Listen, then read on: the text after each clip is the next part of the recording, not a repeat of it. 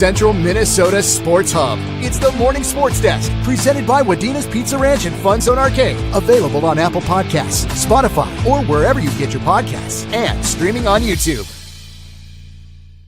Powered by Pizza Ranch and FunZone Arcade in Wadena. This is the Morning Sports Desk. I'm CJ Baumgartner. Kyle once again jumping in because it's an amateur hour Friday. We got a lot to talk about with that, along with high school sports getting going here. All that, but first, we do need to talk about the Pizza Ranch and FunZone Arcade in Wadena, who are proud sponsors, we hope, of the Morning Sports Desk and all the things that they offer. Kyle, on a day like today, where it's a little rainy outside, don't quite know what the weather is going to be like, a constant is that pizza is going to be good. Yeah, it's awesome, and the chicken is outstanding, and the buffet is fantastic. It is great place to go to eat and be entertained. Exactly. And you talk about being entertained over at the FunZone Arcade. And look at this. There was an autographed Anthony Edwards basketball that you could win if you got the right amount of prizes and tickets and whatnot. And this kid named Madden turned his hard-earned FunZone redemption points into an Anthony Edwards autographed basketball at the FunZone Arcade and the Pizza Ranch in Wadena. I mean, I don't quite know what the number is, what you had to get to, but that kid had to work for it for a while. But I got to tell you what, if I was a kid and that prize was up on the table, I'd be telling my parents to go every day. That's a goal. Yeah, you bet. Good for Madden. Hopefully he didn't put it up for sale on eBay right away. No, hopefully that hangs up in the man cave for a little bit. I don't know how much of one he's got built yet, but I'd say that's a solid point to start, right? Start, you bet. Exactly. And then, like Kyle said, too, you get the country's best chicken, you get the mashed potatoes, you get the pizza, the dessert pizza, the salad bar, you get the ice cream. And the thing about the ice cream that's really good, Kyle, is you can use it as a way to walk out. So, like, you get your fill, and then it's time to go, and then you just put the little ice cream cone, and then you just walk on it with your way out the door. It's a little bit to go, you know? Sure. Good plan. It's a little hack that you can do at the Pizza Ranch and FunZone Arcade in Wadena, proud sponsors of the Morning Sports Desk. All right, Kyle, it is an amateur hour Friday, but first, high school sports are getting going again, and practices have opened up this week. It's a big deal, and just a couple things that people need to know about. We got the broadcast schedule ready. We are going to release it coming up soon. You are not going to want to miss kind of the games and the places we are going to be going. We got a lot of volleyball, a lot of football, and even some cross-country meets put on the schedule as well. We're kind of gearing up to run the gambit here. So a lot of great stuff is happening. Again, Sports Cow on Facebook, WadenaRadio.com, Superstation K106 mobile app, the place to be. And I know, Kyle, we are talking with a lot of different coaches and a lot of different sports about getting ready for the season and getting things going.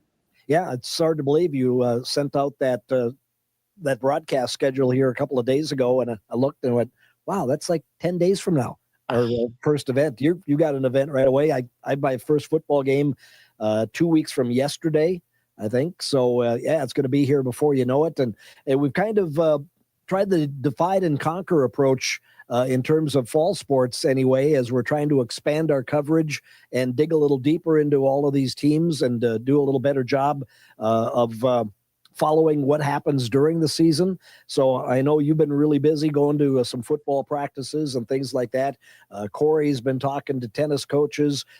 Zeke has been working with the cross-country coaches. I've been trying to reach out to the volleyball coaches. And what we're going to try to do, at least early on, is just have a little preview of all of these area teams and eventually post those on Sports Cow. I know you did a great job last year with all of those video previews of the football teams. You're going to do that again for the rest of the sports. I think we're going to be mainly reading. It's going to be like a video preview where I'll read a couple of highlights of what's coming up this volleyball season. I think we've got 3 or 4 of those in the works right now, and we'll get those posted. But yeah, pretty soon you're going to see a bombardment of high school fall sports previews popping up on Sports Cow. Yeah, a lot of great stuff is happening. And like you said, Sports Cow's the place to check it out. Also, WadenaRadio.com, Superstation K106 mobile app. It's going to be great. It's been exciting walking around, talking to coaches. My head is spinning. I can't keep up with all this, but you know what? It's great. It's fun. And we're looking forward to it. We really, really are. All right. Just a little shout out or just a reminder to area coaches. If you're coaching a fall sport and you haven't seen the email from one of us from hubbardradio.com or hbi.com, there's probably something in your inbox or in your junk mail. So please check that out. It's just a little questionnaire about your team and what your expectations are for the year. So please get that filled out back to us, and so we can help get the word out about your upcoming season. Yeah, a lot of great stuff is on the horizon. It's really, really fun. Let's talk a little amateur baseball now that we're kind of in that mode as well. I know you have a busy morning tomorrow. You got to make the drive down to Brownton for weekend number 1 of state amateur baseball coverage. What do you got, Kyle? I've got the Urbank Bombers taking on the LeSueur Braves, is it? I believe. Yes. Yep.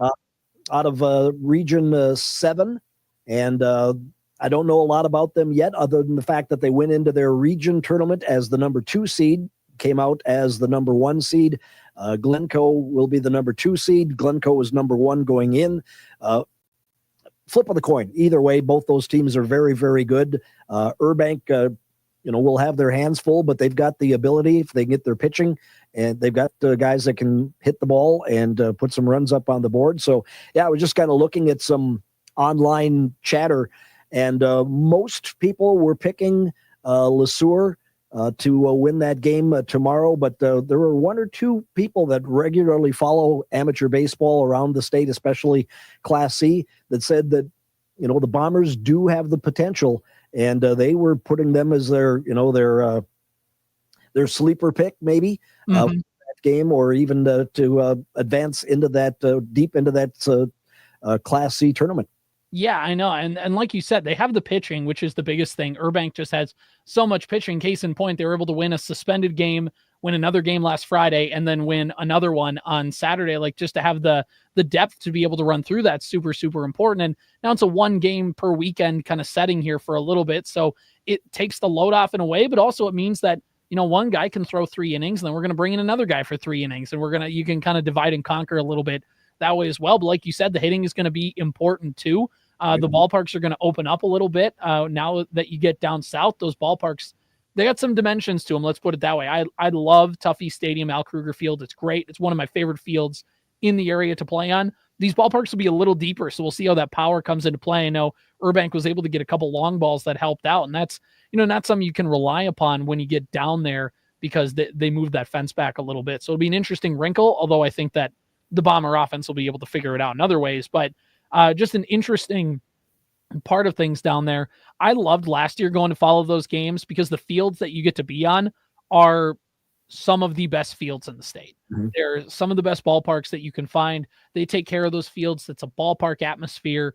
It's great. And you get game number 1 of the day, which means you can just kind of hang back, Kyle, and kick your feet up and watch like 2 more games and then go home. Well, the way the weather forecast is shaping up, I may have my feet up early and might be there all day long waiting for my game to get started. But knock on wood, hopefully we can get our game in. And then if it starts to rain, I'm going to hop in my truck or in the station vehicle and get back home.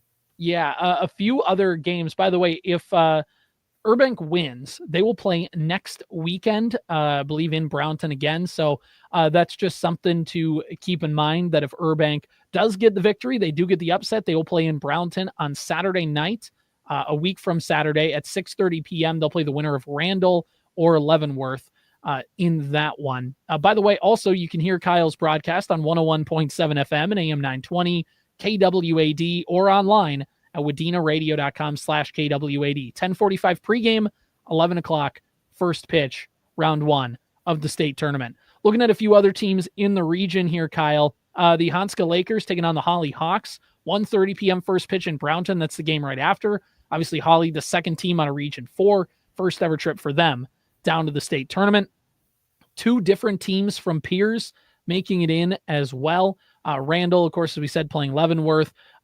We have, I think, the state champion from a couple years ago. The Regal Eagles are in there, kind of the heavy hitters throughout this bracket. The Sauk Centre Titans, the champions out of Region 11, are taking on the 9 seat, the third team out of Region C, in the Opal Bears. That is going to be a 1:30 first pitch from Gaylord tomorrow as well. And that pretty much does it for the local teams we have in the Class C bracket. In the Class B bracket, because Fergus Falls won their region, they get a bye. So they are not going to play until next week. They're going to play next Saturday, 4 o'clock in Hutchinson. They're going to play the winner of Nisswa and Kimball. Now, as for Ada, they're going to play Maple Lake, and that game is tomorrow at 4 o'clock in Gaylord as well. So just a big weekend full of baseball at these numerous sites in Brownton and Gaylord and Hutchinson and Glencoe. It's a lot. But, Kyle, you're going to have the game for Urbank at Barry Tadson Field in Brownton, and we're going to be following Urbank all throughout this run. My first trip to Brownton, I think. So looking forward to checking out that ballpark. Once again, you're just gonna drive through towns in that area and yell Corey Tackman and see if anybody like throws something at you or something like that.